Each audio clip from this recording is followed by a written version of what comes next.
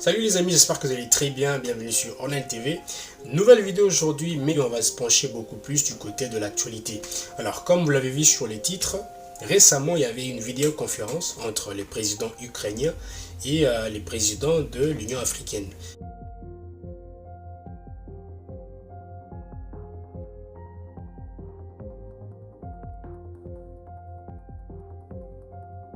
Mais chose bizarre, c'est que dans cette vidéoconférence, sur les 54 présidents, il n'y avait que 4 présidents qui étaient présents dans la vidéoconférence et aussi quelques représentants, etc. Alors la question était de parler sur la situation actuelle entre la Russie et l'Ukraine et aussi à certaines répercussions qu'il y a sur la crise alimentaire, etc.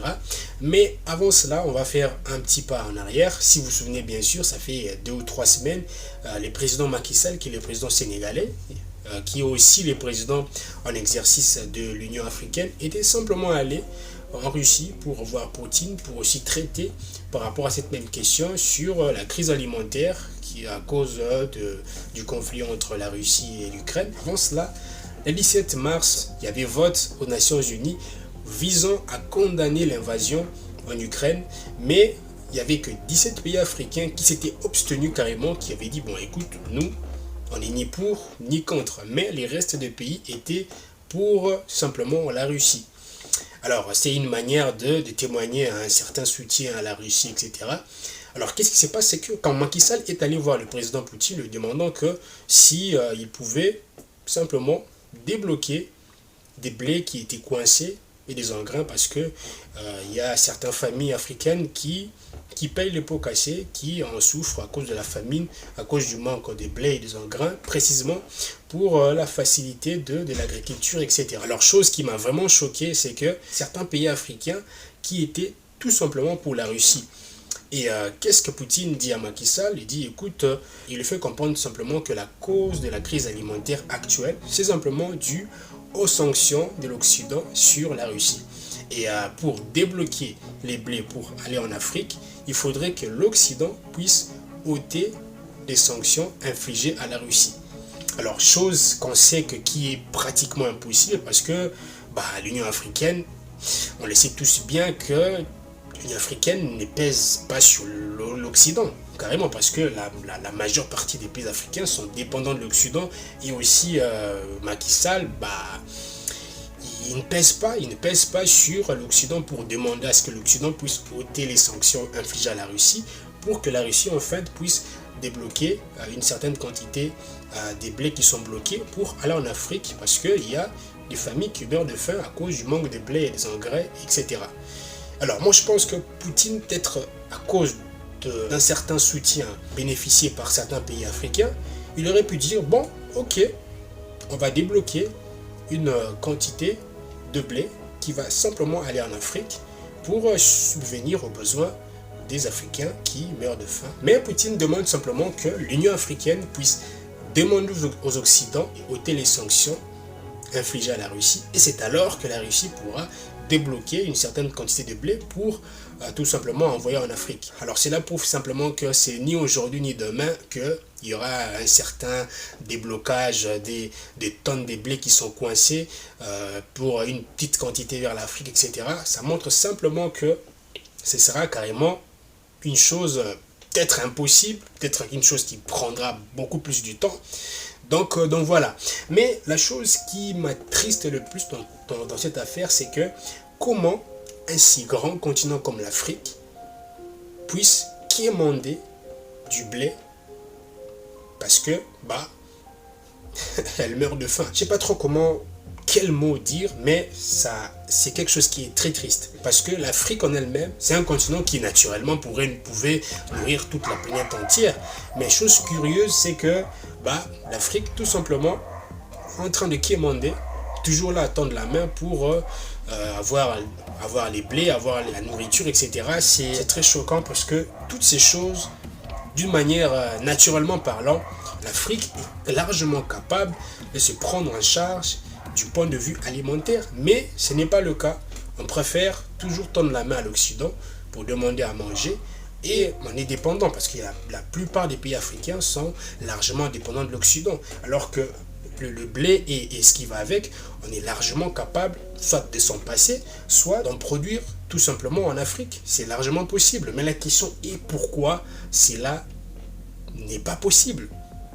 Donc c'est la question c'est la question que je me pose. Dites-moi aussi en commentaire, c'est quoi ces facteurs qui bloquent certains pays africains n'arrivent pas. Il y a toujours cette dépendance vers l'Occident. Donc je me pose la question, c'est quoi ces facteurs qui bloquent en fait certains secteurs, même la nourriture, comme par exemple. Mais malheureusement, c'est quelque chose qui n'arrive jamais. Donc dites-moi en commentaire, parce que ça fait des années que j'essaie de comprendre. Dites-moi en commentaire, qu'est-ce que vous pensez? Quels sont ces facteurs?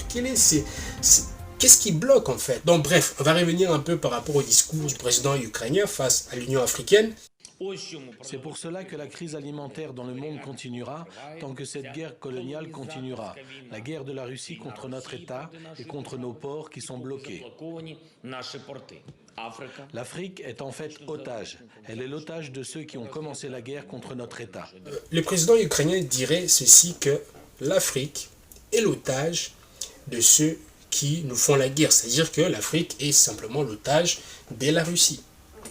Donc si je comprends bien, c'est d'une manière pour chercher un peu un petit soutien du côté de l'Afrique, du côté des dirigeants africains pour se pencher un peu de son côté. Alors Zelensky, le président ukrainien, ajoute aussi que son gouvernement est en train d'entamer de négociations pour débloquer les quantités de blé qui sont actuellement bloquées sur le port d'Odessa, parce qu'il y a, selon les informations, il y a on peut dire peut-être 80 millions de tonnes qui sont bloquées tout simplement au port d'Odessa en Ukraine.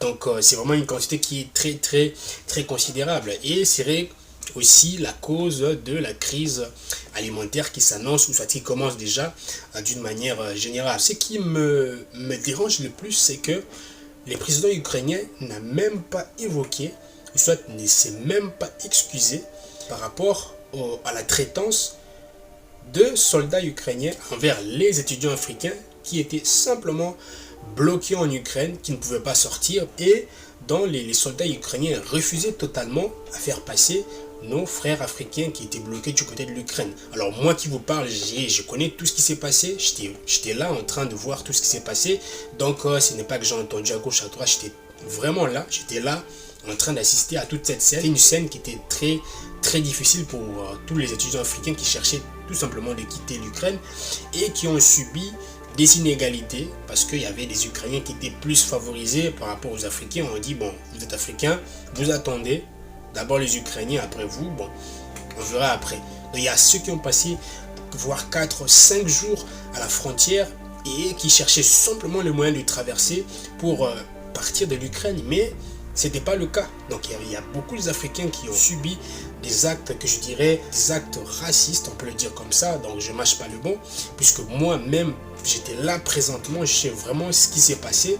Donc je pense que les présidents ukrainiens auraient d'abord pu s'excuser. Alors ça serait un peu l'ignorance de dire que non, il n'était pas au courant de tout ce qui s'est passé.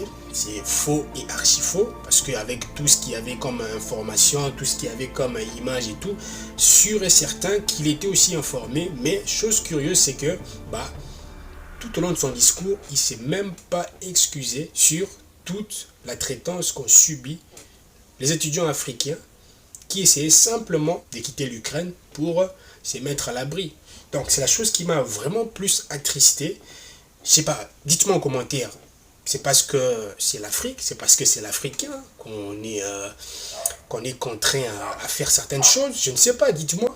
Et là, le président Zelensky, d'une manière ou d'une autre, chercherait au moins un soutien des pays africains de son côté tout simplement. Donc dites-moi en commentaire qu'est-ce que vous en pensez. Quel est le rôle de l'Afrique par rapport à ces conflits entre la Russie et l'Ukraine. J'aimerais savoir vos avis, etc.